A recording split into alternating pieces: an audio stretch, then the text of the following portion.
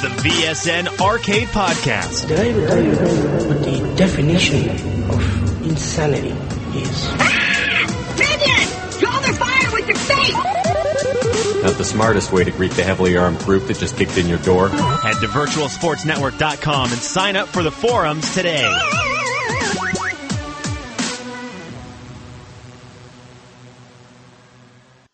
Hey everybody, welcome to another very special edition of the VSN Arcade Radio Podcast, sponsored by virtualsportsnetwork.com. Sign up for the forums today. This would be those who are returning and those who are new to the podcast. This would be episode number 88, again, of the Virtual Sports Network Arcade Radio Podcast. We have a very special guest with us this evening.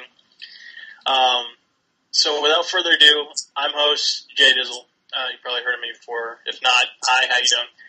Producer man himself, coming back again this week. Mr. Swarley, how are you? Pretty good. Cool. And the aforementioned guest himself, VSN denizen and Twitter comedian himself, Mr. Clwnbby. How are you? Sleepy. Why are you sleepy? I get up at 4:30 for work, and it sucks. I hear that. Okay, well, basically the reason we have Clwnbby here on here today is because as much as everybody would love to hear me and Swarley on and on about video games and what's going on in our lives, we figured we'd have a special guest on here like we have usually on the podcast when we need somebody to fill in the spot. And we like Clwnbby, so that's why he's here. So, there you go. What we like to do here on the podcast is, again, we talk about video games, basically have a special agenda, stuff we played, stuff we picked up, talk a little bit about here and there with the upcoming games, if not recent games, some news. What else we talk about here? We talk about next week's game releases this week.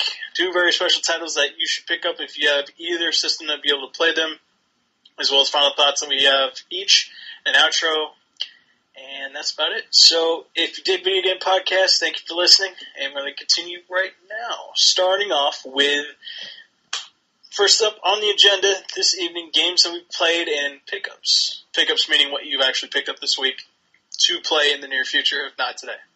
So since you're the very special guest today, Mr. Clwnbby, I ask of you, what have you been playing recently? I'm playing a lot of 2K14 on the PS4. How's that? I love it. I've been without my system for probably 2 months. Just recently got it back, and I'm excited. So what's your favorite team on 2K14? It's got to be the Thunder. Cool. Are you playing as like a personally picked out team, or are you playing the actual team throughout the season? I've got one of the fantasy draft teams going, okay, and a separate file for just the Thunder. Gotcha. Cool. So who's on your creative team? I got Russell Westbrook, of course. Gotta have Nick Collison. Cool. And everyone else who's pretty much on the Thunder. Awesome. Yeah. Now, do you play online, or is it just by yourself? I've just recently started playing online. I tried out the, I guess they call it the park, where got just a bunch of courts out there, and you can go join in, play with all these other people, and some basketball, I guess. So it's like online pickup games? That's what I was looking for, yep. Yeah. Cool. They've got like 20 courts out there, and you just run around and say, hey, I'm next. And then you jump in. That sounds pretty cool. What else have you been playing recently besides 2K14? Well, I haven't played it yet, but I picked up the Dragon Ball Z Battle Z game, PS3. Okay. Is that the new one with the Egyptian cat on the front of it? Yes. Oh, cool. Yeah, I'm excited to get into that. I haven't played the others, but I'm excited about that. So you consider yourself a Dragon Ball Z fan? Yeah. A little bit. I'm getting back into it.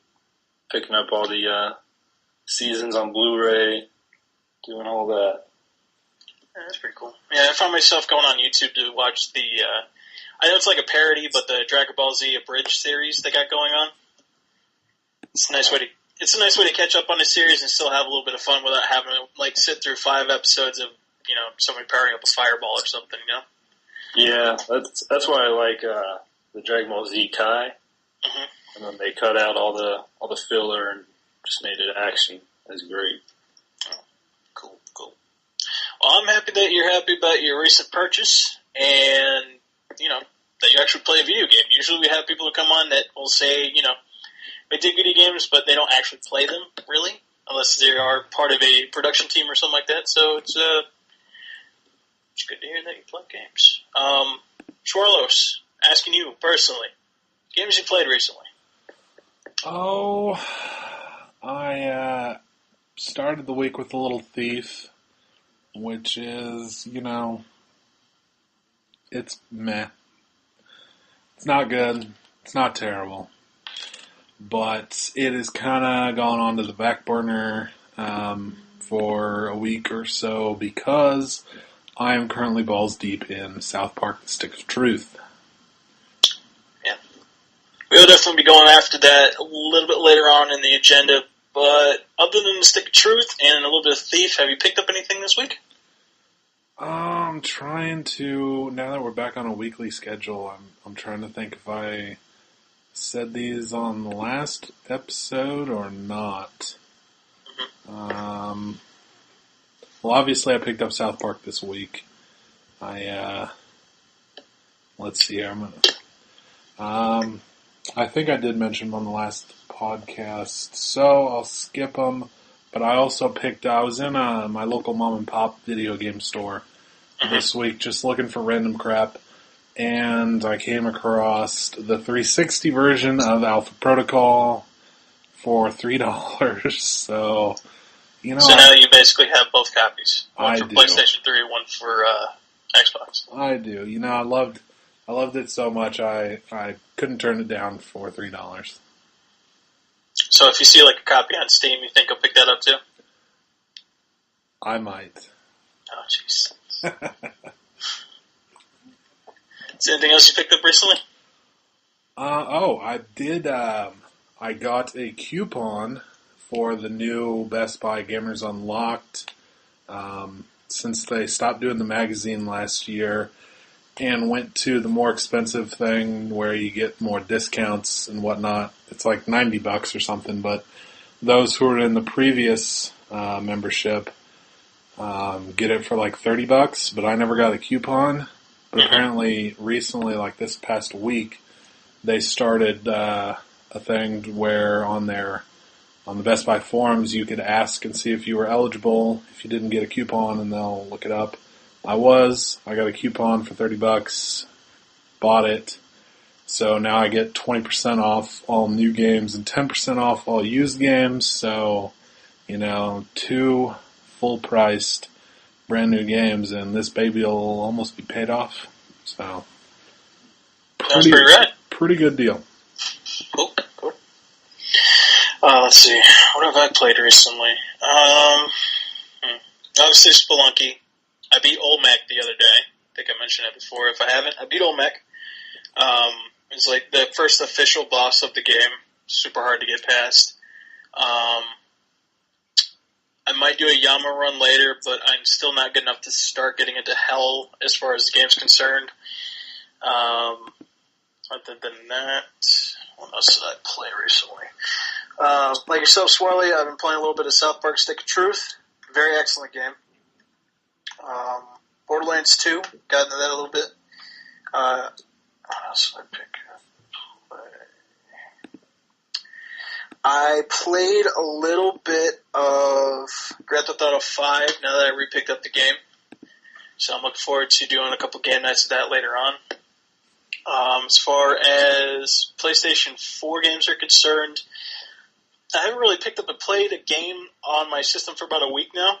I'm looking forward to get back into doing that, but I'd say the most recent game that I played would probably be Strider again, and that is one hell of a game for $15. So As far as pickups are concerned, again, I picked up South Park Stick of Truth. I was going to pick up some digital games, and I think the one I got for free was, I think it was Dead Nation on PlayStation 4 through PlayStation Plus. So I'm looking forward to getting into that again, since I got it for free, technically. That's about it. So, speaking of South Park Stick of Truth, that's the next part of the agenda here. We're going to do, I guess, like an official, unofficial review, or at least as far as we've gotten through the game so far. And Mr. Clwnbby, I know that you don't have the game, but what are your feelings about South Park as a whole? I used to be into it, and then, I don't know, it just went away from me. It's not a thing that, you figured to jump back in. It's just, you liked it, now you don't like it that much anymore. Exactly. I don't know. It's funny. It's just not, I've got too much to watch. Yeah. I'm not saying it's bad there or anything. I mean, I've started shows and I haven't picked them back up after like 2 episodes, so it's really cool. I would say with this game, though, in my personal opinion, that if you've ever watched South Park and were like immediately turned away, or if you watched previous seasons and like got in on the in jokes that have been repeated multiple times throughout the series, this might be the game for you, because this game in particular is chock full of references to previous episodes, previous characters, stuff dating all the way back to like the first season. I mean, you can go talk to famous characters in this series like Jimbo and Ned, and how they were tracking Scuzzlebutt, I believe, in the first or second season. In the game, you can go to Jimbo's shop, and there in the shop itself is a stuffed version of Scuzzlebutt, and they even have Patrick Duffy for a leg sitting in there, which is pretty cool. But other than that, Swarley, I know that you played a little bit more of the game than I have. What are your opinions of it? Oh my! I can't get enough of it. I mean, usually when I play a game at night, I'll play for probably 3 hours or so, put it down and unwind before I go to bed. This game, I'm playing like right up until I go to bed because, I don't care about anything else. I just want to play, go exploring, find some more loot. And this is coming from a guy who doesn't watch the show. I've seen maybe a handful of episodes on the entire run of the show. I get some of the references, because people talk about it all the time on social media. So it's not like all of the references are going straight over my head. But I'm sure there's plenty that I'm missing. But, the game is still so fun. And I mean, I was expecting it going in because it's Obsidian, and I absolutely love that studio. But man, I know we're still early in the year, but so far it's my favorite game of the year. Wow, that's big talk for a game so far. I can say personally, it's not my top title because we haven't gone through the year, obviously. Early favorite, I would have to say yes, just for the simple fact that, like I said before, if you've ever watched South Park at all, even if it was like early seasons, later seasons to the most recent seasons and beyond, you'll get the humor of this game. It's just like playing an episode of South Park. The look of the game itself is all computer generated as far as how they do with the actual cartoon show, but everything looks like it's made out of construction paper, like they used to in the old days. All your favorite characters are in there, like the core 4. You got Kenny, Stan, Kyle, Cartman. Butters is in the game. The Goth Kids are in the game. It's any real character will have a reference to them if they're not immediately interactable within the story, which is cool. There's a lot of stuff in there that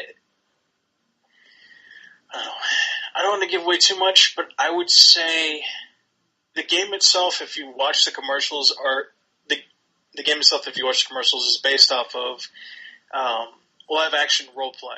Like they had 3 previous episodes before. I think one of them was based off of the recent launch of the PlayStation 4 versus the recent launch of the Xbox One.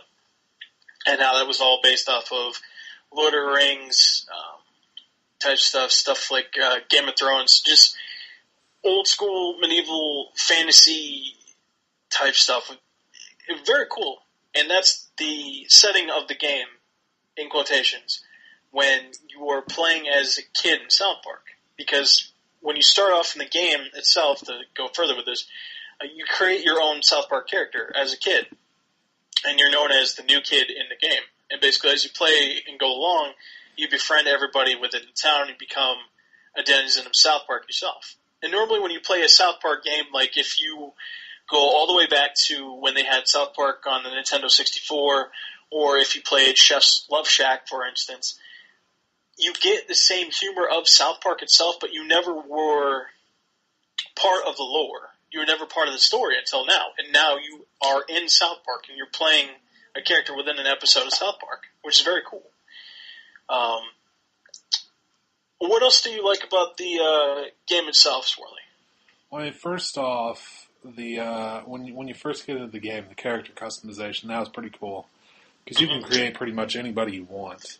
And then you'll notice right away that when you get out into the world and you're exploring, there's virtually no HUD on your screen, which just, it's just another level of immersion, and it's like you're watching the show. I have to say my favorite thing about the game is the loot. There is so much loot, and some of it's hilarious.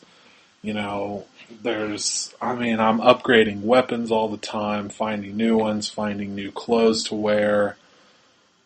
And, oh man, the loot is probably what drives me the most, because I want to go fight somebody, I want to get some more loot. It's just fantastic. Yeah, like you're saying, with the flavor text of the loot, like I said before, everything within the game is a reference to something within the show. So it could be a piece of clothing, or it could be just a piece of junk loot, but there's always a reference to something. Like you could find Mr. Twig if you want to. He's a piece of loot. You could find Terrence and Phillip action figures as pieces of loot that you could sell. You could do that. I believe the Chinese rice patty hat that Cartman wore in a few episodes, that's in there as well, and you can use that as part of your costume if you like to. Like you were pretending to before, like you can literally do anything with your character in the game. I mean, you're playing as a kid within South Park, so obviously you're not going to play as an adult character. But you can change the look of your character all the time, other than what you previously had created through the beginning of the character creation screen. With you can change hairstyle, wigs. You could change if you want to wear freckles, if you want to wear black eyeliner, or if you want to. I think one of the pickups that I found was like stickers you could put on your face that look like Lucky Charm shapes. Yeah, I sported those for a little while. I thought it was crazy. Like I've always really tried to stick with just like the starter eye black paint, because I thought that looked pretty cool. You can get a beard in the game if you want to too, which I thought was pretty hilarious considering that you're playing as a fourth grade kid. So me running around, it looks like I'm just a midget with a beard hanging out with all these little kids. What else can you do? You can wear glasses if you like to. What's really funny is that with this game, it's really simple to pick up, but you read a lot of reviews online. They'll say, "Well, this is really simple to pick up. It's really easy to play this game," but they've taken the immersion in this game to a whole nother level if you just based off of the weapon systems alone.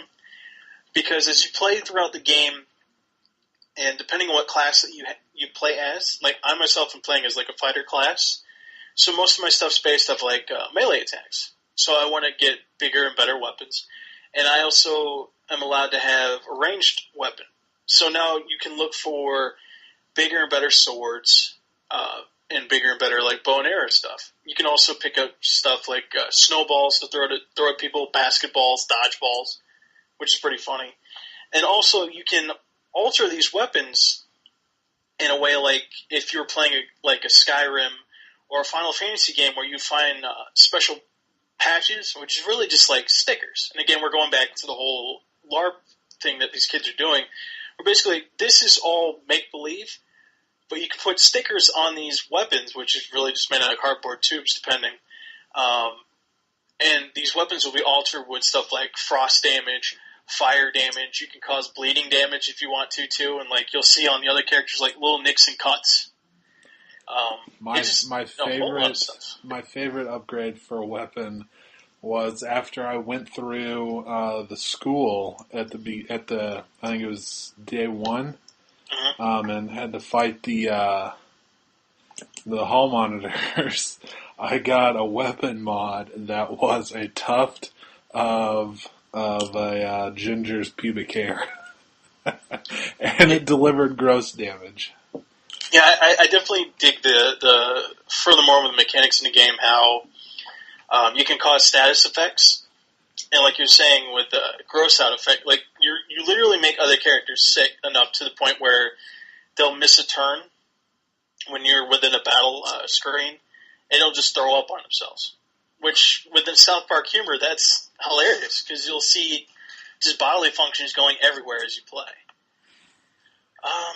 One thing I wish, now that I'm far enough into the game and I see how much customization there is... Yeah, it's a ridiculous amount. I wish they would have implemented... I mean, since the whole, like, a bunch of the stuff is like, used with an app, like all your friends and quests and all that, it's like a Facebook app. I wish they would have implemented some way to take a selfie of your character.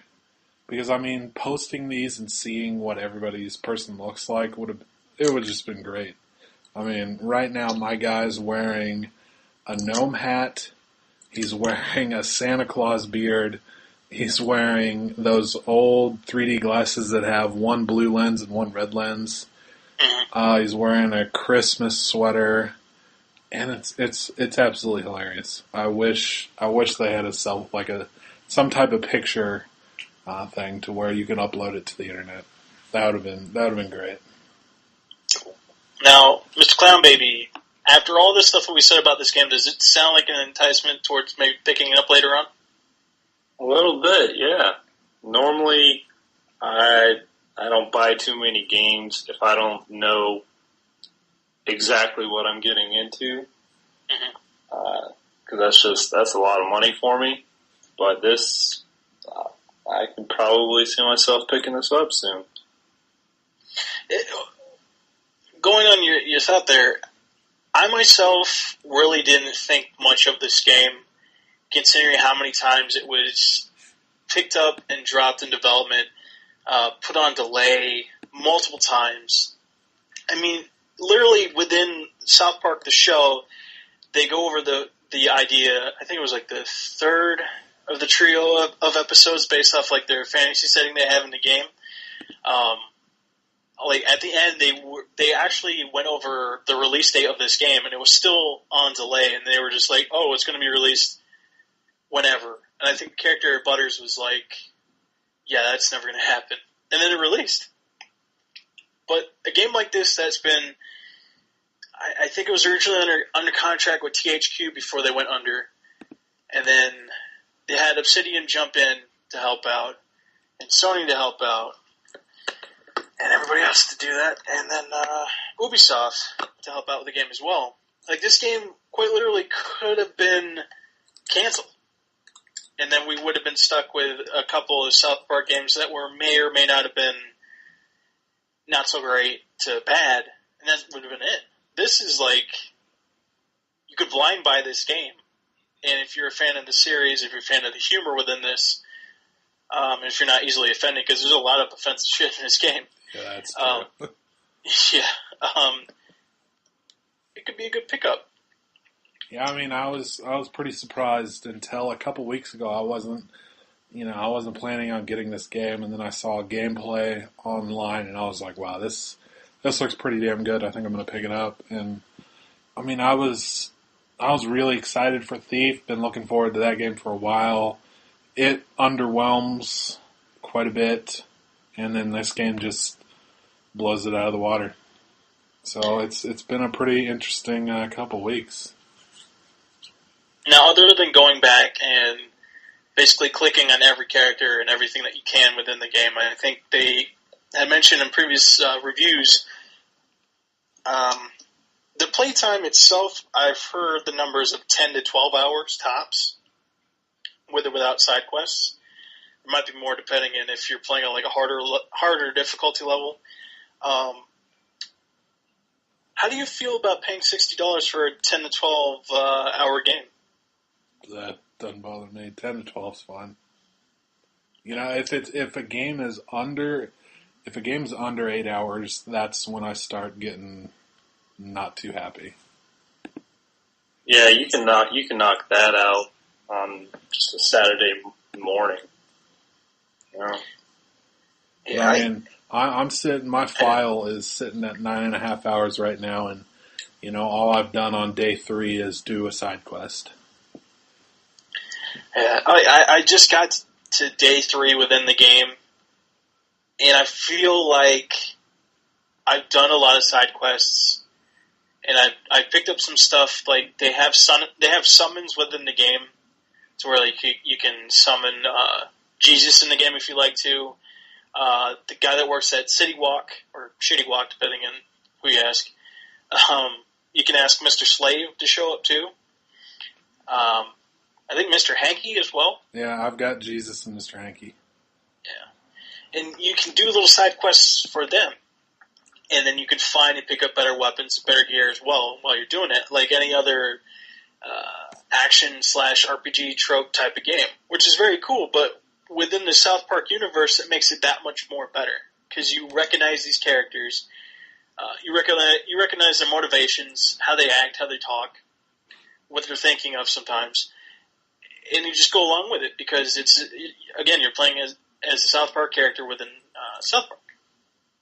It's very cool. So I would highly recommend it if, again, you dig this series, or if you're just looking for something that's a little bit different, and go into it with the mindset that this is a South Park game first and an RPG game second, but know that they fulfill certain things within the RPG elements that would help save people who are looking to get into something like that, but maybe not something as hardcore as, let's say, Tactics Ogre or Final Fantasy Tactics or something like that. It's not super hardcore, but it has little touches here and there that make you reminisce about those type of games. Very cool. So, what else is on the agenda? Moving right along. Do we want to talk any more about South Park before we move on? Yeah, just off the top of my head, just remembered. I have enjoyed the variety of enemies. I mean, going through a game like this with turn-based battles, if you were just fighting the same enemies over and over, that'd probably get a little boring. But I mean, I fought kids LARPing as elves. I fought, the Koopa Keep kids. I fought crackheads. I fought Nazi zombies. I fought rats. I fought wolves. I fought... Who else have I fought? I fought Al Gore. Yeah, he's in the game, which is very hilarious that he's still looking for Man Bear Pig. I mean, it took me a while to beat him. I tried a lot on day 2, and I couldn't get past his Secret Service. And then I got some pretty awesome gear and upgrades. And day 3, that was the first thing I went to try out, and I finally beat him. I beat somebody else, but in case I don't want to say, because it might spoil some people's fun. So I'll keep the last one to myself. But yeah, it's been a lot of fun with the bunch of different types of enemies. Oh, and aliens, of course. So again, if you dig South Park, if you think you would like this game, go pick it up. Know for a fact that when they say it's mature rating for 17 plus or older, they're not fucking around. Yeah, they're not. Do not play this in front of your kids. If you don't care, go right ahead. Just know that you're going to scar him for life. If you're a terrible parent, go ahead. Yeah. It's nothing mind-altering, but it will fuck with them. Just saying. Moving right along here. It turns out that another Arkham game within Batman gaming has been revealed as Batman Arkham Knight has been revealed. And it turns out that Rocksteady was not so much farting around as they were considering releasing another Batman game, which is very awesome because the previous Batman game that was released sucked. So, okay. Mr. Clwnbby, I want to ask you, have you played any of the Batman Arkham games at all? I've played the first two. I've got them. Oh, Arkham City is such an awesome game. Yeah. I've only beaten the first one, and I don't know how far I am into the second one, but I really enjoyed it. How do you feel about Rocksteady coming back to make another Batman game? They made the newest one, right? The recent one? They haven't made Origins, but they have made City, and they have made, Yeah. I mean, it's hard to disagree with it. They're really good games. Okay. I mean, it's pretty obvious that, while Rocksteady was developing this game, what's it been, 3 years? It'll be almost 3 years since Arkham City. Warner Brothers kind of didn't want to wait that long, so they pushed out another one to fill a little bit of the gap. I enjoyed Origins. It wasn't near my favorite of the series, but I think Rocksteady coming back with the third one will put a nice conclusion to the series. Personally, I was a little surprised that it ended up being an Arkham game. I thought they were going to do, another Batman game, but it's going to be something a little different. But the last time they came out with another Arkham game, they completely blew my mind. I mean, they've upped it every time so far, so I'm beyond excited for this game. I myself personally dug City and dug Asylum, especially with Asylum being a Batman game that I actually enjoyed playing, because the previous ones that I played beforehand were the Batman and Robin, the animated series video game on Sega Genesis, and before that was Batman Returns, the movie, the video game for the Sega Genesis again. And those games were middling at best. They weren't that great. And then I come in, didn't really know too much about Rocksteady. And then they just make one of the best games I've ever played. You play as Batman, literally playing as Batman, not just some dude stuffed in a Batman suit that happens to have all his gadgets and could do, kung fu moves, but it didn't really feel like Batman. Batman in Arkham Asylum and Batman in Arkham City felt like you were playing as Batman. You were doing stuff within the confines of Gotham City as a living place with all the cast of characters as well as Batman. You got the Joker in there, you got Harley Quinn, you got Poison Ivy, you got Penguin, you got Killer Croc, so on and so forth. Everybody that you know from the Batman mythos is in the game at one point or another. Very cool.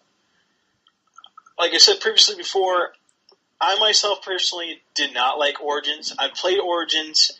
I felt like it was more of the same. And I'm not putting words in Swarley's mouth, but quoting him, it was an improvement. But it felt like, to me personally, there's a lot of retreads within the series. I definitely dig where they were going with Joker within that game, spoilers. But it just felt like it was very rushed. It wasn't very polished. And at the end, WB had to put something out to fulfill the gap between Asylum and the next official Batman game, which is this. And now that Rocksteady's back, I'm not expecting them to just smooth over everything and just make you forget about Origins and think like, oh yeah, this is going to be the greatest Batman game that's ever been released ever. But at the same token, I'm happy, like Mr. Clwnbby, that they're back in charge of making this game. Because if there's anybody that knows how to make these types of games, it's them. So, anybody else got any more thoughts as far as the revealing of Batman Arkham Knight?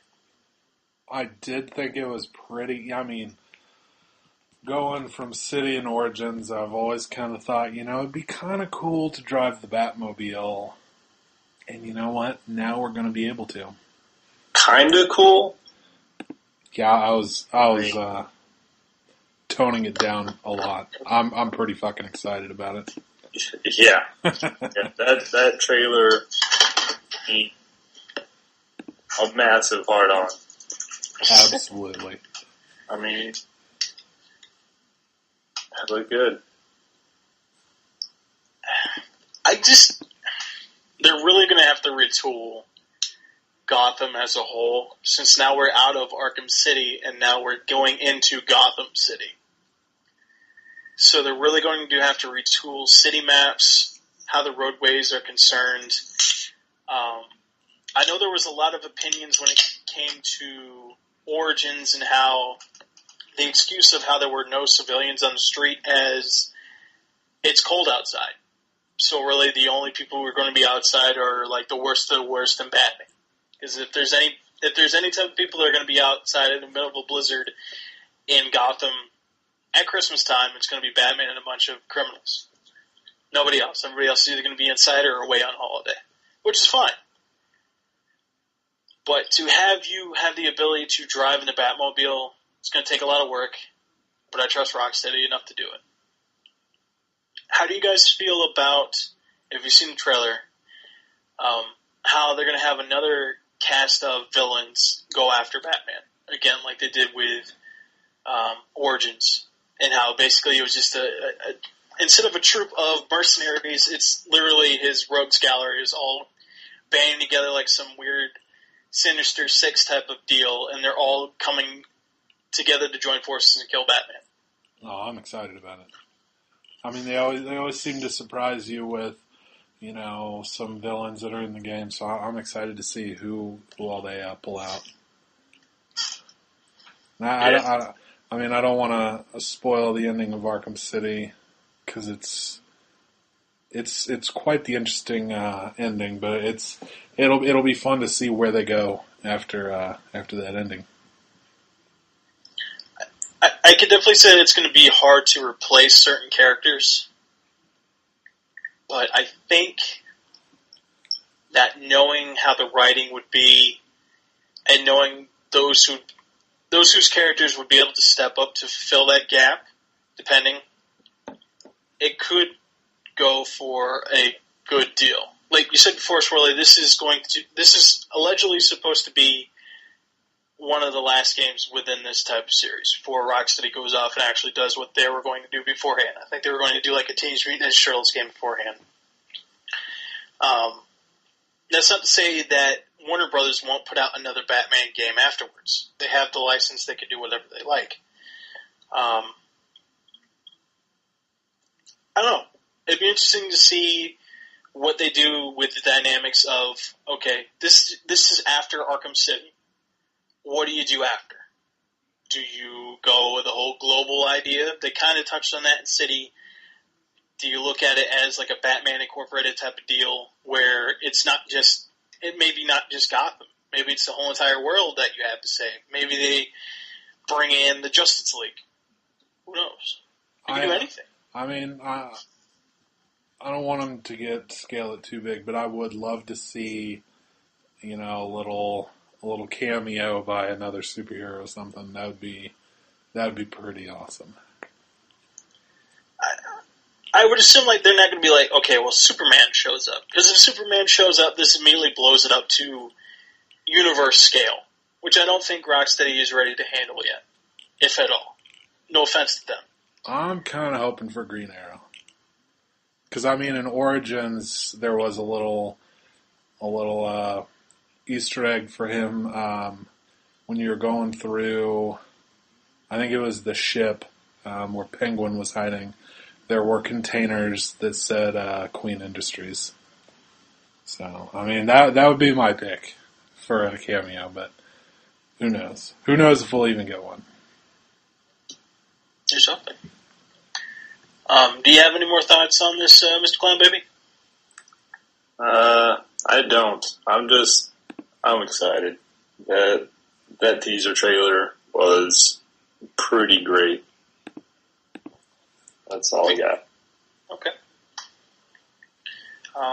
Let's move right along then. We have a couple bits here on news.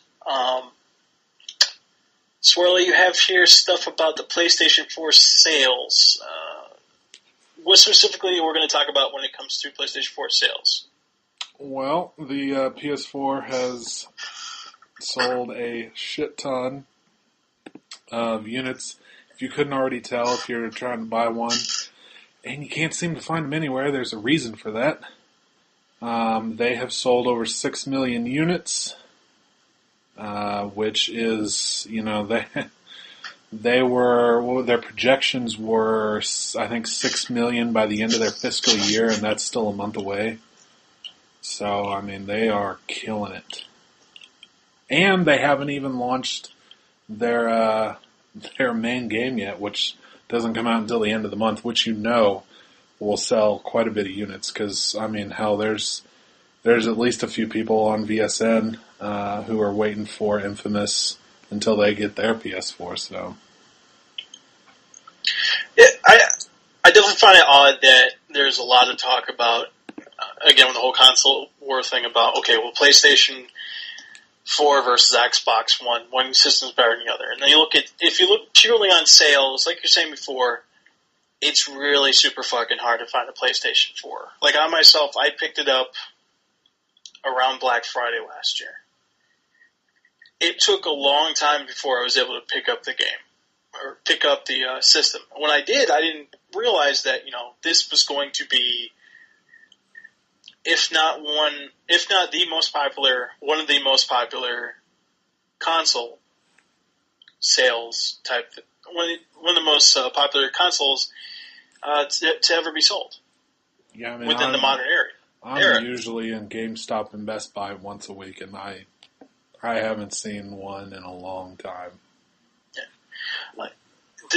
There's a consistent push about please buy an Xbox One. Xbox One is a completely open and honest, great system. Despite its bugs.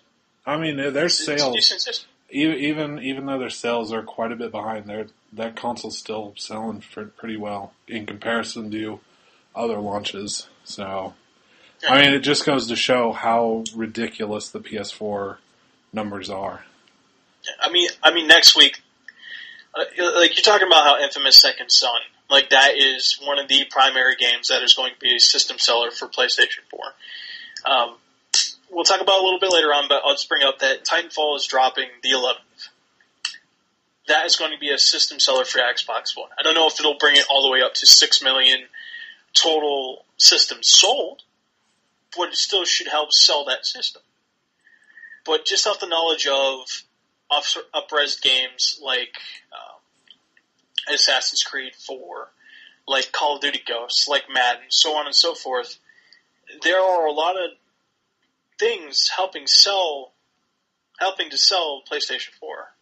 And I can only assume that, since the launch within Japan, I mean, the sales numbers that I've been reading as far as the Japan launch haven't been, as great as North American and European launches for PlayStation. Still pretty decent. Not great, but decent. I mean, it's not going to, match handheld sales by a long shot, but they might get there. I don't know, who knows? I definitely am happy for Sony to hear that they're making money hand over fist over this thing, and here's to continue your awesome future. Mr. Clwnbby, how do you feel about PlayStation 4 selling a shit ton? Because I know you just picked up the system, right?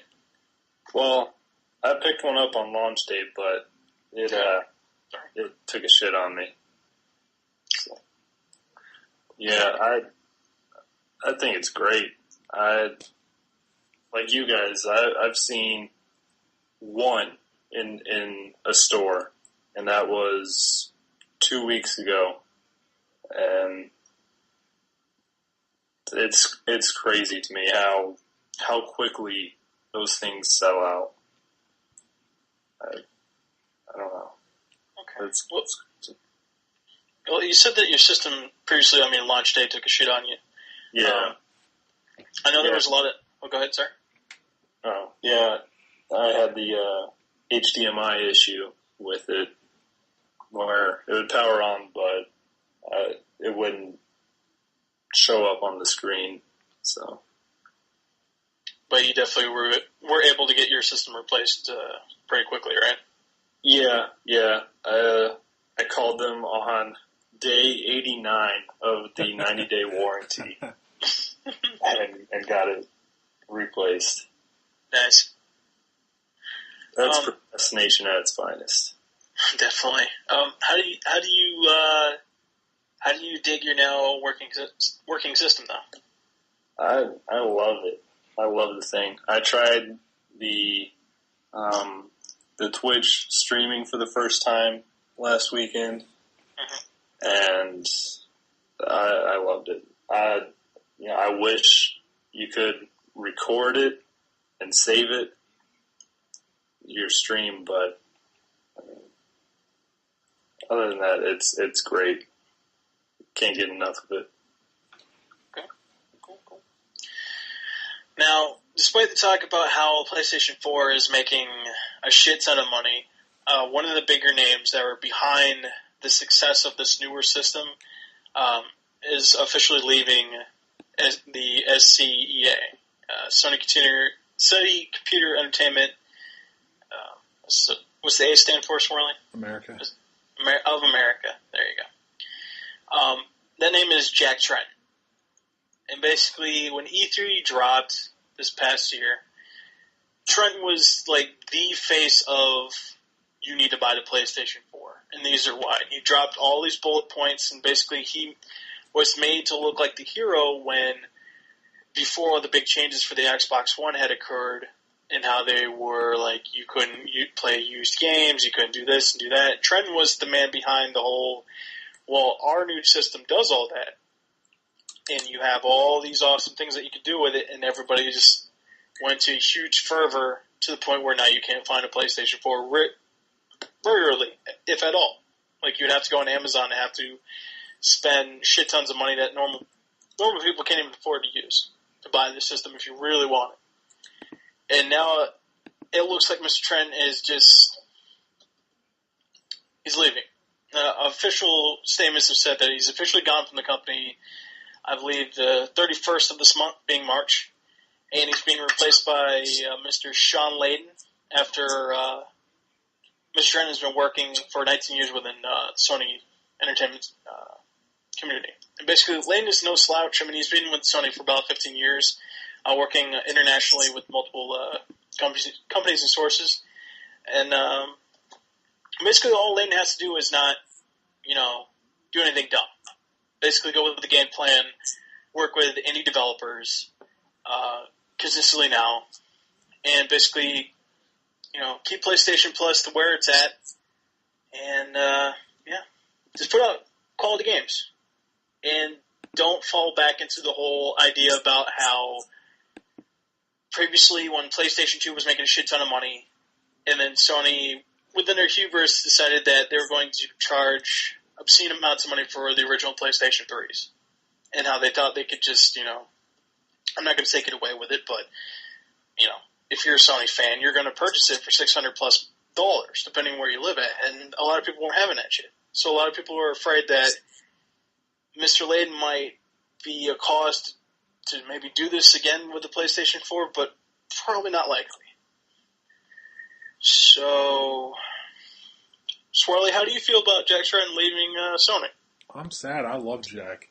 I mean, every big conference that comes and goes, especially E3, he's always the guy that's out there as the face of Sony. And I mean, he's just got a stage presence that's so much better than pretty much anybody else you'll see at these gaming conventions. I mean, he just does. He speaks to the crowd so well.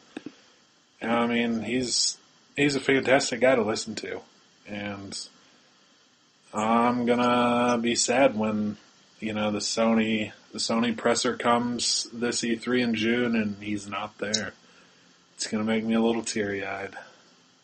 Yeah, I can definitely say seeing him through E3 and ads within that whole pre-PlayStation 4 launch window, Tretton seemed like, and still is, a very charismatic figure. Like, whenever he spoke out to the crowd at E3, you knew that all his bullet points that he was touching on, like, everybody was eating that stuff up. It wasn't him struggling to read a cue card. It wasn't him having to pretend to be something that he wasn't. He was naturally, hey guys, here's the new PlayStation 4. We're doing all these things. We want to help you, the gamer, out. Very awesome. It wasn't cold. It wasn't calculating. It wasn't, if you pay X amount of money, this is what you're getting. It really spoke to a lot of people. And like you, Swarley, I'm kind of sad that he's gone. But I know that he wouldn't give the reins to Sean Layden if he didn't think that the guy couldn't do it. So I'm happy that Tretton can cash in his chips and walk out into the sunset. Maybe a little later on, he might come back. Who knows? Maybe he'll run his own thing afterwards. So wherever he goes, happy trails, Mr. Tretton. Thanks. Mr. Clwnbby, how do you feel about Tretton leaving? Oh, sorry. Just got back. Okay. Yeah, wrong person to ask on this. I don't know much. Okay, think about it this way. Let's say Dave Thomas is still kicking around. He's still pimping Wendy's, right? And then all of a sudden he says, Wendy's is in a good place. I'm going to leave as the face of the company, as the public face. I'm going to leave. If I'm going to let the redhead girl, then I'm upset. Yeah. But if it's in capable hands, then all right. Okay. I think they just need to get Kevin Butler back for E3. Now that Tretton's not going to be there. Butler's an actor, though. Yeah, but he's still awesome. And he's still awesome, but they fired him because basically he worked on a Firestone commercial. I believe it was Firestone, Bridgestone, using a Wii. He was using a competitor's peripheral. You can't do that if he's trying to be the face of Sony, if not the fake face of Sony. You can't do that. Like I said, he lost his job, but you can't just come crawling back. I want him back. I'll be standing here with arms open to give him a big hug. Okay. If you have nothing else to say about the departure of Tretton, let's move on to talk about Uncharted 4. Now, the first bullet point here talks about that there's alleged secrets when it comes to Uncharted 4. What's that about? Well, it was kind of interesting when Naughty Dog released the making of videos for The Last of Us and the Left Behind DLC. They put them up for free, and then one of the Naughty Dog guys was just on the Sony blog, and he's like, yeah, we've got secrets out there that I'm surprised that nobody's found yet. And everybody's like, whoa, what? So, yeah, I mean, nobody's, even with the extra looking lately, nobody's still found anything, so that's interesting. Okay. I haven't really looked into, like, secrets as far as Uncharted 4 is concerned. I haven't watched any videos. I know the game's coming out. I know they have a semi-famous character actor that's coming in to do voice work, and he's already doing his mocap suit work. I still have no idea if Nolan North's going to be in the game. May or may not be. Who knows? I will cry if we don't have Nathan Drake. Yeah, if Drake's not in the game, don't pick it up. Just saying. I'll still pick it up. I'll still be there day one at midnight, but I'll still be sad. I'll just treat Uncharted 3 as the whole series walking out to the sunset, and Uncharted 4 is them coming back to a series that's done, in my opinion. if Drake's not in the game. If he is, cool. Nolan Norris in the game, voicing Drake again. Cool. Haven't seen him in a while. Happy he's got more work. Speaking of that, though, when it comes to working on Uncharted 4, there has been a recent release of a person. Swarley, do you want to take it from here? Yeah, one of the faces of Naughty Dog and the Uncharted franchise, Amy Hennig, has left the studio as of Monday. And she's been a creative person and writer on the series since day one. And is kind of, I mean, this news dropped pretty late at night on Tuesday, and it was pretty shocking. I mean, we're in the middle of development on the next game, and to see that, you're just like, whoa. And the early rumors were that the two heads for by now most people know that there's kind of two teams at Naughty Dog. One did Uncharted 2 and The Last of Us. The other did Uncharted 3 and now Uncharted 4. And the two guys that kind of head up that Last of Us team were rumored to have pushed her out. But the company presidents and Sony have, they've said that's just flat out not true. There hasn't really been a reason why, but, what can you do? They said, Naughty Dog said that the development will not be affected by this, so it was pretty shocking to hear, but, there are so many great minds at that studio, I don't doubt that they can still put out an awesome product.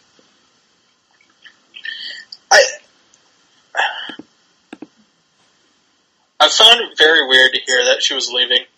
Now, I understand that within game development, within gaming studios, people come and go. That's how the business works. You finish a game, and then you go on and you get hired on to other jobs. You're not consistently working on a game unless you were left behind to work on DLC afterwards. But to have a big name behind this series, especially Amy Hennig, and she's been around since the series has been around. To have her leave all of a sudden without any real reason other than hopefully she felt like she could move on and do bigger and better projects and was not quote-unquote forced out.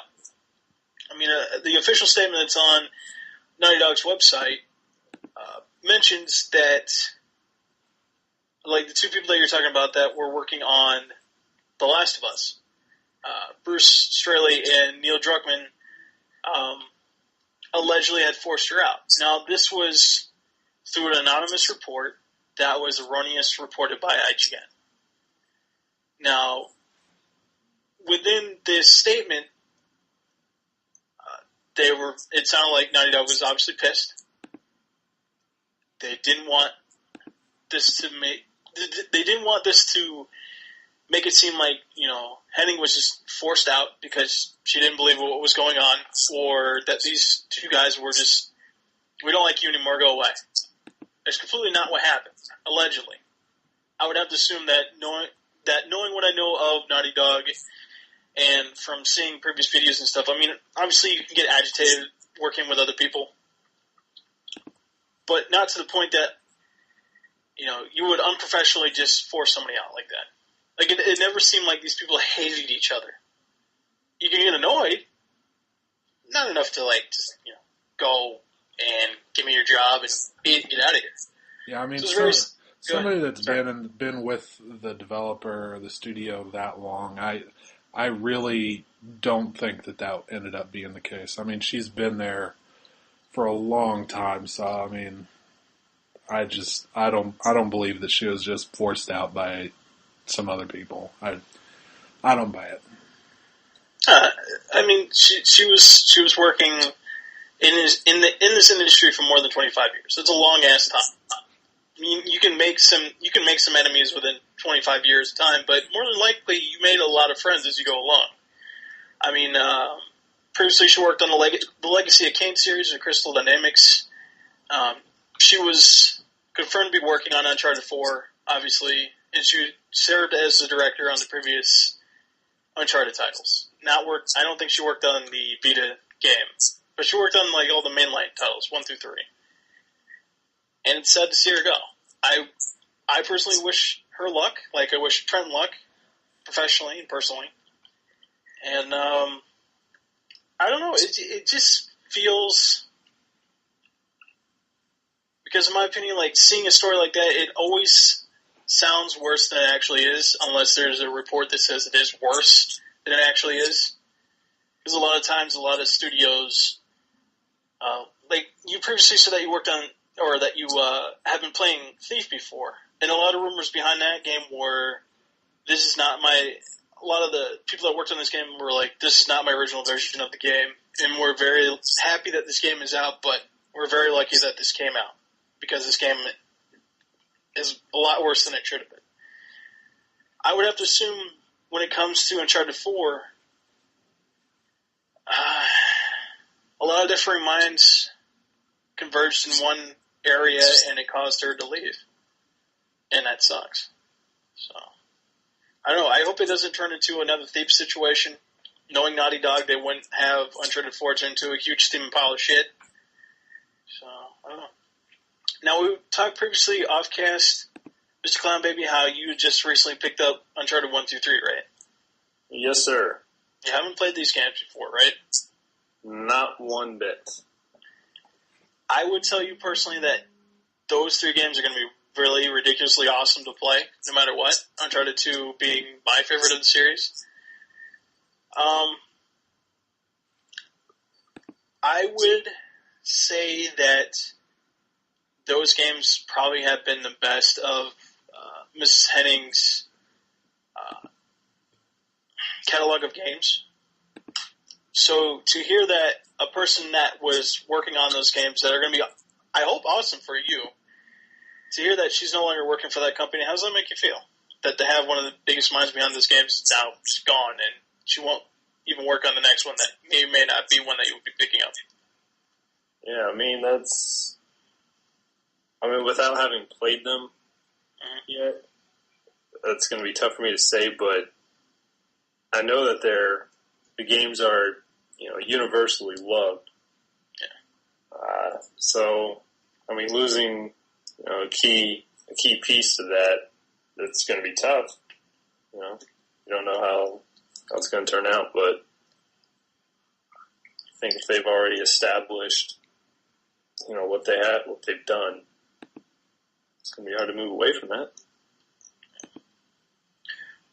If you don't mind me asking, what made you personally want to pick up the Uncharted series?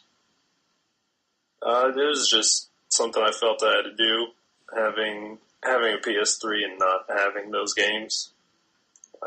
Normally, I don't vary my game purchases. I stick to what I've gotten for the past 10 years, but I figured I'd jump outside the box, grab them, see what it's about. I'm so you felt jealous. obligated to play the games? Yeah.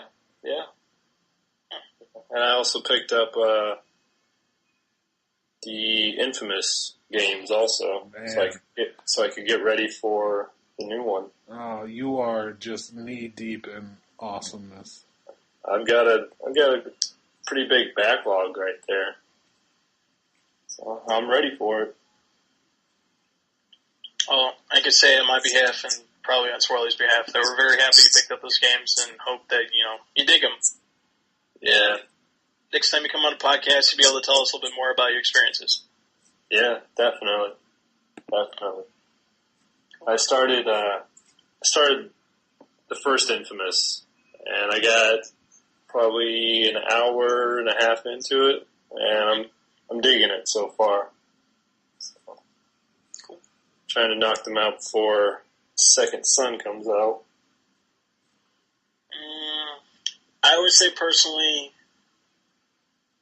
I'm not saying you have to start on Infamous 2. That game's going to feel a lot faster than the first game. But you might get more out of you might get more out of the original Infamous as far as like collectibles and stuff. Story-wise, I think it's a little bit longer than the second game, but it's just it feels a little bit bigger in my opinion. So we'll see, get more out of the game. Let's move along though. Swarley says that there are more streaming details when it comes to the Xbox One Twitch application. What's that about, Swarley? Well, it's coming next week alongside the launch of Titanfall. Mm-hmm. And Major Nelson has been demoing the streaming capabilities over the past few days and providing some details. It will be a little bit deeper than what Sony has on the PS4 right now. You will be able to adjust your settings a little bit. So if you have a great internet connection, your Xbox One will let you pick a setting that accommodates that, and you'll get a little bit better looking stream.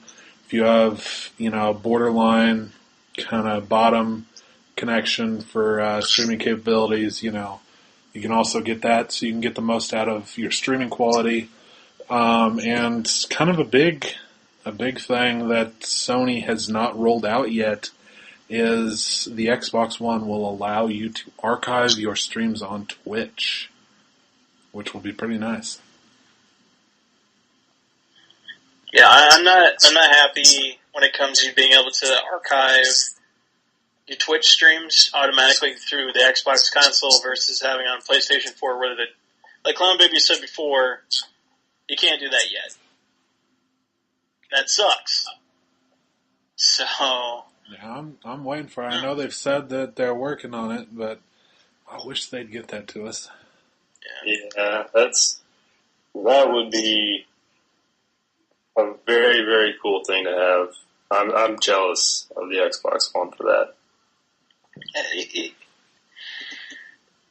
It's going to be interesting seeing Titanfall being broadcasted live through multiple sources, and then having people, like previous renditions of Call of Duty, I think the original Blops had Twitch capability to where you could broadcast your games and be able to archive those games for other people to watch later on.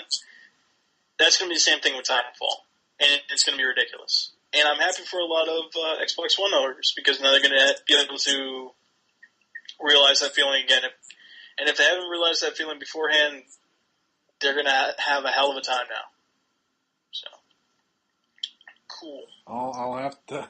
All I have for Xbox One is Forza 5, so I'll have to pick something up to stream from that console. Showcase some Rise.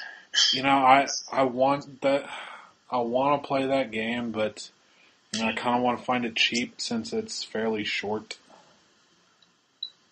Is there any other tech demos that you like to play, Swarley? I just, Dead Rising 3 seems to be a better bang for your buck, but, I did not enjoy Dead Rising 2. So I don't know, I'm not real inclined to pick that one up. But if I can find Rise for under $30, I will pick that up to be able to stream it. I would say if the digital selection on the Xbox One, I haven't heard too much about it, but if it was set up like how Sony's is set up, where basically, what are they running now? Like I said previously before, Dead Nation's now on PlayStation 4. They just had Awesome Knots put out as well. Thomas Was Alone, I think, is coming on there. Numerous games, digitally. If they could get something like that going for Xbox One, and with Twitch being involved, that's a big library of games to play online, to be able to showcase and stream and be able to archive. So, who knows? What else? It says here that Watch Dogs officially got a release date. What date would that be, Swarley? May 27th. It's been rumored for a while that it would be June, and then they come out May 27th, and I think it's a pretty good time There doesn't seem to be a whole lot. You get a couple weeks until you get The Elder Scrolls Online on consoles, and then sometime in June we'll get hopefully we'll get the crap. What the hell is Bungie's game? The beta Destiny. Yeah, the Destiny beta. But I think it's a pretty good time frame. I always enjoy the games that choose to go on that May release date, because it's usually a time that you don't have a lot of stuff coming out. You're getting into the bare months of the summer, so you had The Last of Us last year. You had Max Payne 3 the year before that, so I think it's a good decision. Yeah, I mean, other than the Wii U, which it sucks that it's still in development and it doesn't have a definitive release date. It sounds like Watch Dogs is going to be another title where even if it is released on the Wii U, it's not going to be the best version of the game. If it is released at all. And that sucks, because it's one of the games that was showcased through E3 last year as being one of the tentpole games for that system. Other than that, it's getting released for PlayStation 4, Xbox One, PC, and if you're still running a 360 or a PS3, that's going to be on there as well. Multiple sources, you can play it wherever, whenever. Except for, I think, like, digital iOS, but maybe they'll have some app for that later on. I'm personally happy that it has a release date, because I think, what was it? It was originally slated to come out 2 weeks after Grand Theft Auto 5. Like, they had ads set up, like, spend 2 weeks in San Andreas or Los Santos, and then come to Chicago. And now, here we are, May 27th. Hopefully it comes out, and it's not a buggy piece of shit. But who knows?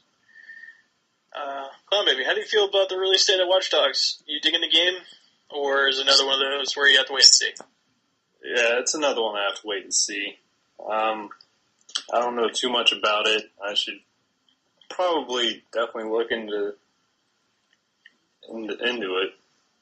But okay, have you seen the movie Hackers? No, I have not. Okay. Have you played the Tom Clancy games? I played one when I was probably 12, so no. Okay. Like I said, to what I know in games, I don't venture out much. I'm just now starting to grow up a little bit. Okay. Have you seen any commercials for Watch Dogs at all, or no? I haven't, no. Okay. Are they... I tell you personally for what I've seen, think about it this way.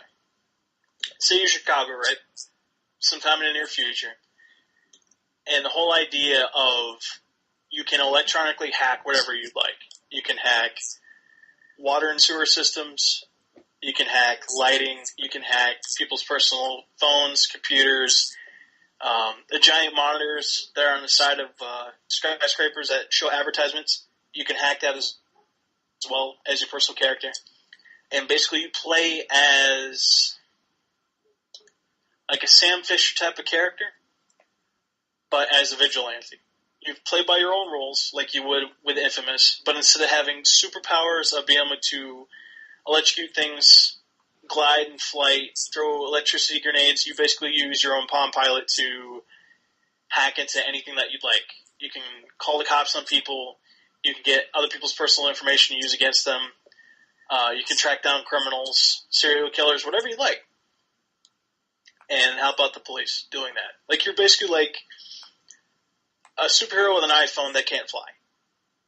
And you have a gun, too, which is neat, I guess, if you're doing that type of stuff. Also, you could drive cars in a game like GTA.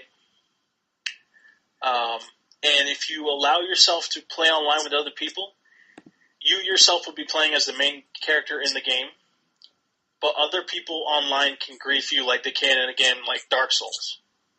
So where they can actively participate against you while you're playing the game.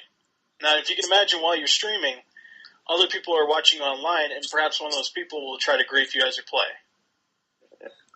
So, does that sound interesting to you? It does. I'm going to have to look more into it. Yeah. Okay. I would definitely say look up videos online on YouTube. I think the game has been worked on since 2012, if not beforehand. There's a lot behind the game. There's a lot to check out. There are some connections, if you're familiar with the Assassin's Creed series, to that series nowadays. It's starting to sound pretty decent.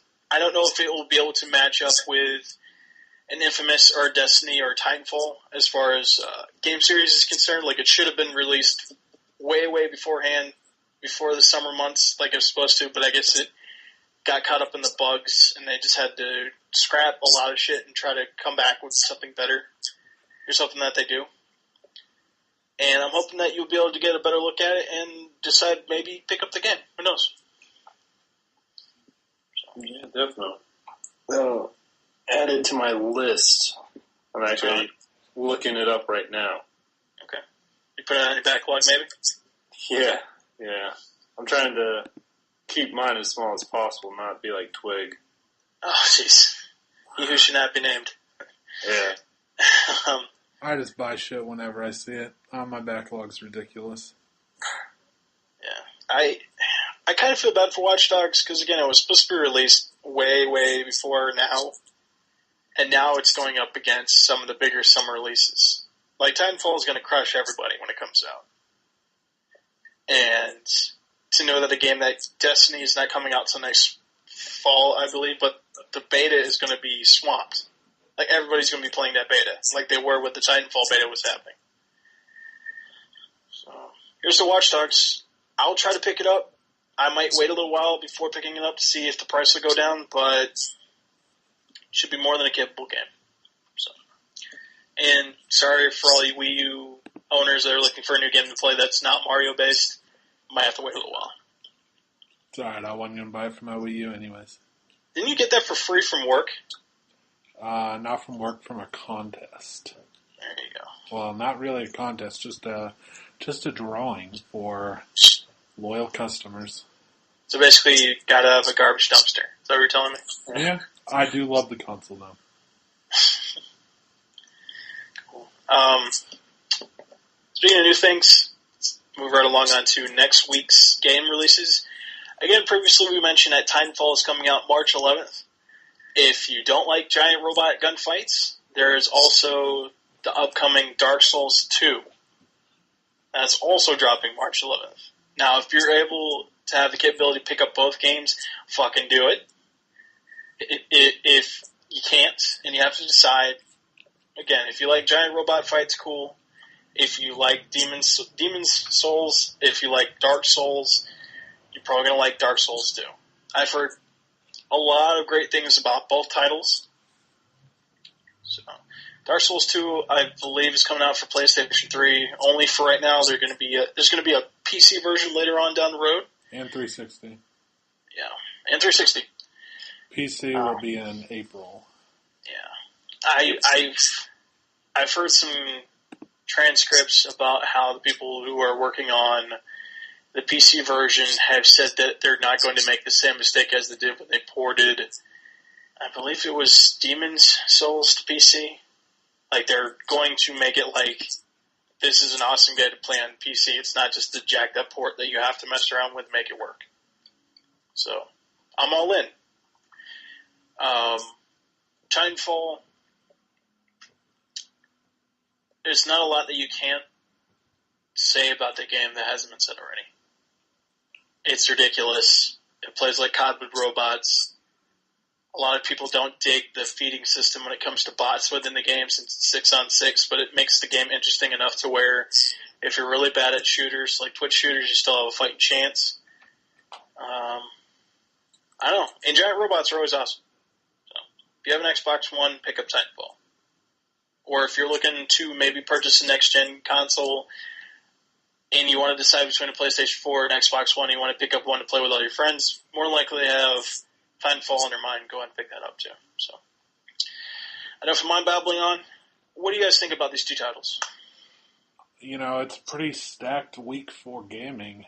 I personally will not be purchasing either on day one. Titanfall. Everybody on the planet wants it, it seems. I played the beta. It doesn't, like I mentioned before on a previous podcast, it just doesn't tickle my fancy. I can see why everybody likes it, though. So I'm excited to see what everybody says next week. Dark Souls 2 is definitely a game that I will pick up at some point. Just March is just so filled that I won't. There's no use in me picking up now because it'll probably just end up in the backlog anyways. So I might as well wait until it's on sale. Yeah, same here.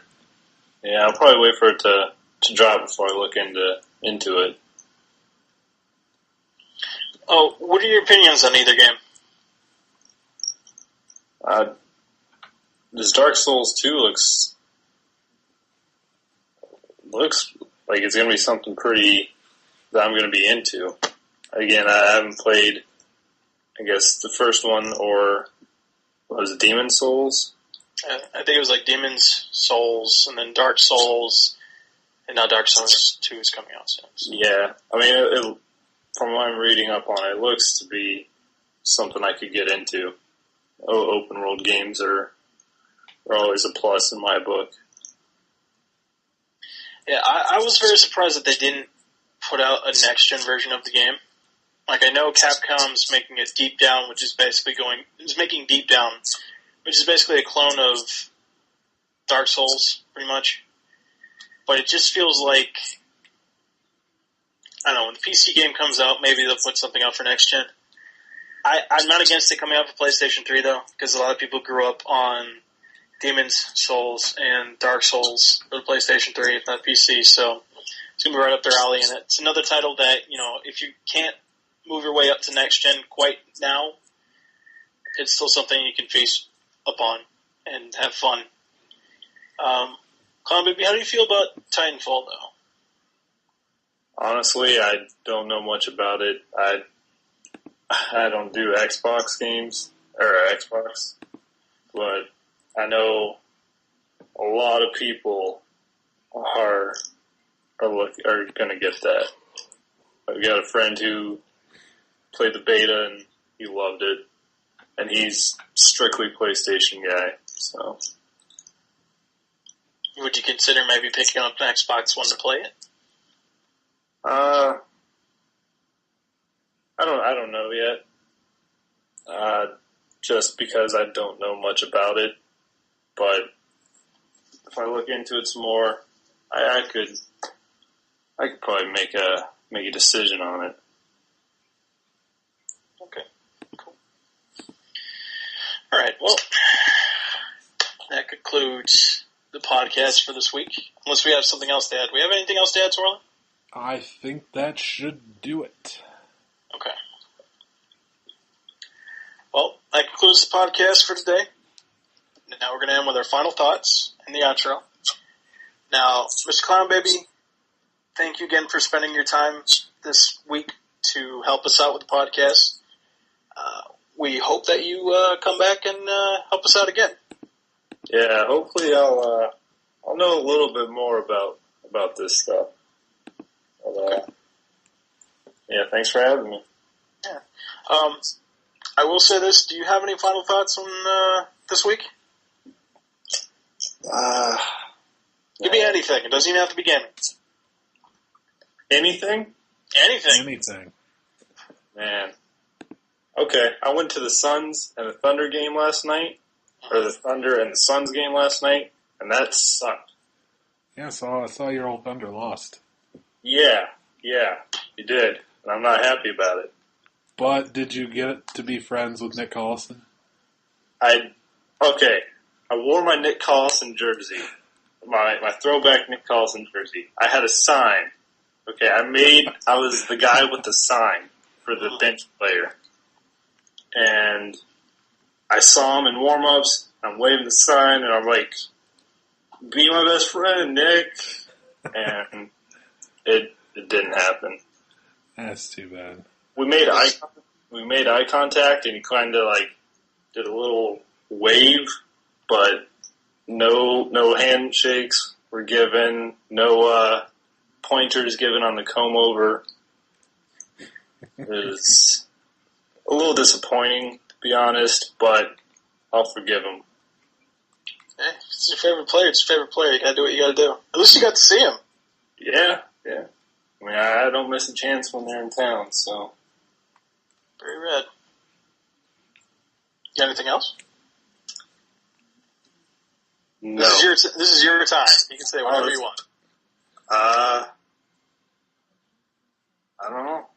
I've been playing Pokemon a lot lately, and I'm digging that. What version you playing? One with the reindeer. X. Okay. Yeah, I call it X, blue, or the one with the reindeer. Okay. But I'm loving it. Now, previously you said you were familiar with Twitch. Are you familiar with the recent craze of Twitch plays Pokemon? Yes, and I had checked it out 3 separate days in a row, and they were still stuck in the goddamn Team Rocket hideout. Mm-hmm. And I think it's amazing. I will watch that for 3 straight days.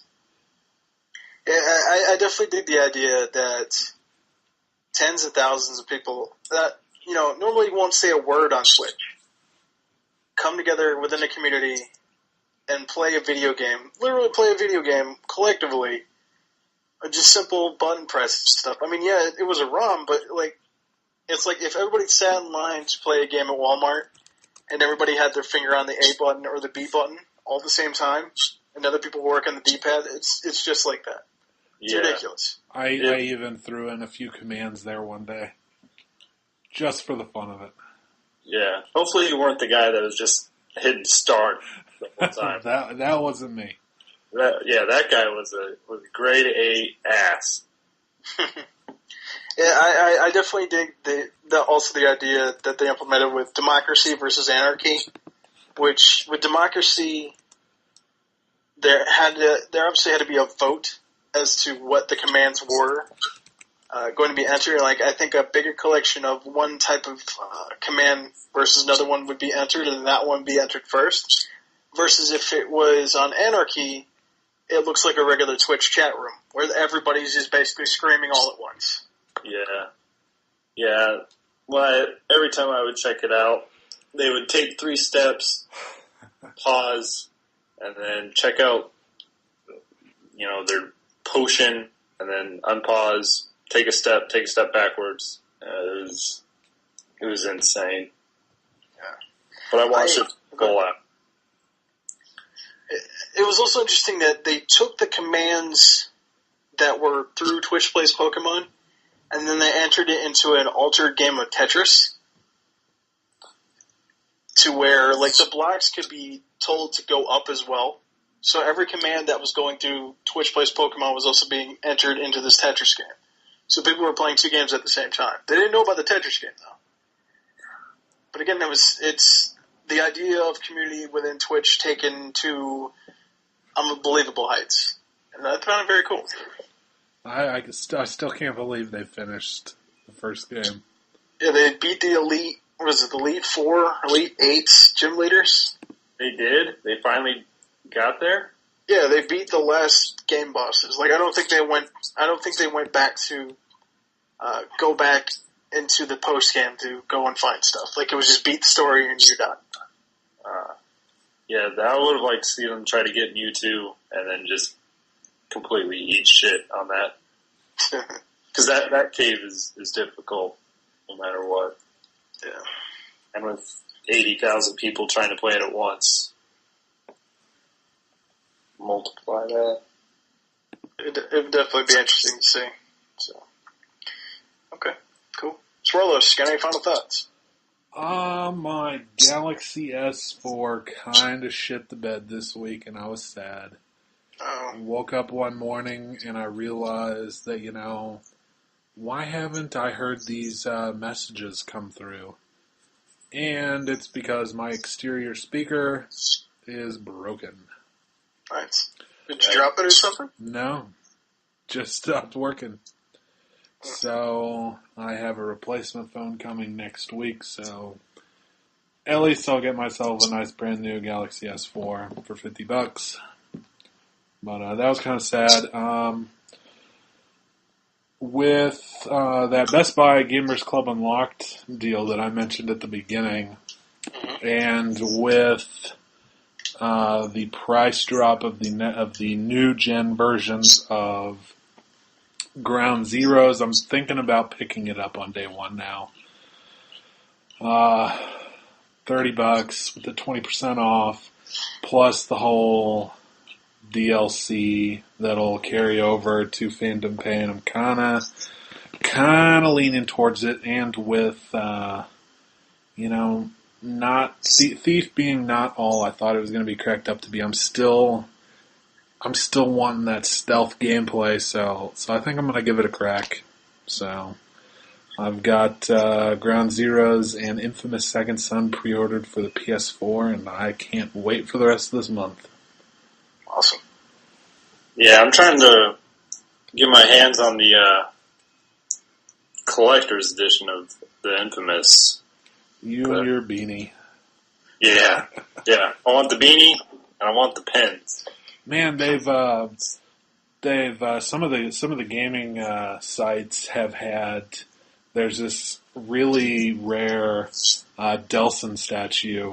There's only like maybe 200 made, and they were giving some out yesterday. And man, it is a great looking statue, and I was sad that I didn't win one. I wish we would have gotten a statue collector's edition. Yeah, I saw some. They came with a miniature vest, and it fits over the game box. Yeah. I thought that was pretty cool. I mean, you can't use it for anything. You put on a miniature dog. Yeah. Could be a wiener vest. The dog. Yeah, hopefully the dog. No. No, I'm swirling. Who knows? No, not the dog. Hey, Friday night, you got a party. What are you gonna do? It's my formal vest. Leave me alone. Make sure to wear a beanie. Exactly. But, okay, cool. If I had any final thoughts, it would be, again, Mr. Clwnbby, thank you for joining us. I know that you may or may not be I don't know if you can consider us hardcore. Not really. You may not be super into video games like we are enough to make a podcast about it for free, but I do appreciate that you took the time out of your day to come and talk video games about video games with us. So I appreciate that. Hardcore parkour. Exactly. What else?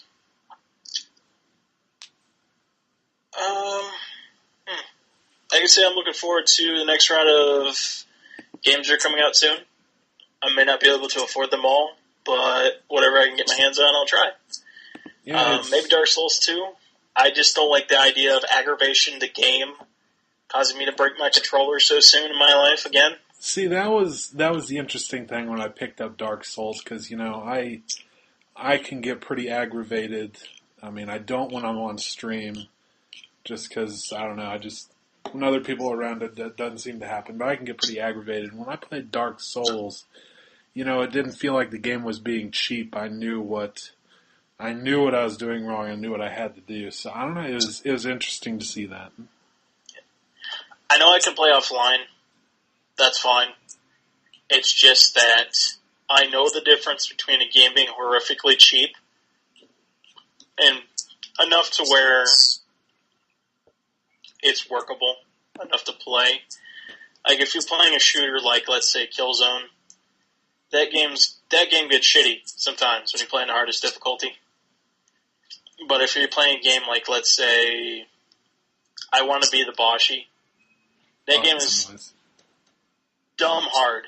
Like to the point where normal people wouldn't play that game after 2 seconds because that game actively tries to kill you. But there's patterns in it, and if you learn those patterns and you get it right, you can beat the game. So, I will say that it's nice. Even though there's quite a few games coming out this month, it is nice to know that the wallet will be able to take a break next month when all that I want to pick up is a couple indie games. So it'll be nice to give the wallet a little break in April. So you said. Yeah. I mean, there is Daylight and Child of Light and the Outlast DLC that I want, but Lego the Hobbit. Oh shit! Son of a no! I will be able to restrain myself because I still haven't played. I picked up Lego the movie video game, still haven't played it, and I've still got Lego Lord of the Rings on my shelf untouched, and Lego City Undercover that I still need to beat. So I think I'll be able to hold off. Yeah, all I have for my 3DS are the Lego games and Pokemon. And I bought the 3DS just for the new Pokemon, and then Toys R Us had a massive sale, and I have, I think, 7 or 8 of the Lego games. Nice. And it's great. Cool. All right. Well, without further ado, you guys got any shout-outs before we go? Listeners, my Apex fellas, and you guys. Cool. Mr. Clwnbby, your first official podcast with us. Do you have any shout-outs? Nick Collison. Call me. for being just an outstanding human being and an above mediocre basketball player with a great over. So you would say adequate at best? Yeah. Well, I mean, he does everything. He can do anything with basketball. He just chooses not to. It's like Kevin Durant, Russell Westbrook can get their play on. But and pizza. That's it. Shout out to pizza. Yeah. Let's see, shout outs. Shout outs to listeners. Thanks again for listening to this podcast, however disjointed it may be. I'll admit to that myself. Shout outs to gamers. Shout outs to folks over at VSN. Shout outs to Foot Clan. Shout outs to Strike Team. Shout outs to Pizza. Nick Collison, Apex Racing League. And looking forward to another episode of the VSN Arcade Radio podcast next week. So, number 88 in the can. Thanks for listening. Check us out on Twitter, by the way, at capitalized VSN, and then lowercase gaming. Put those all together, no spaces. Check us out on there on Twitter.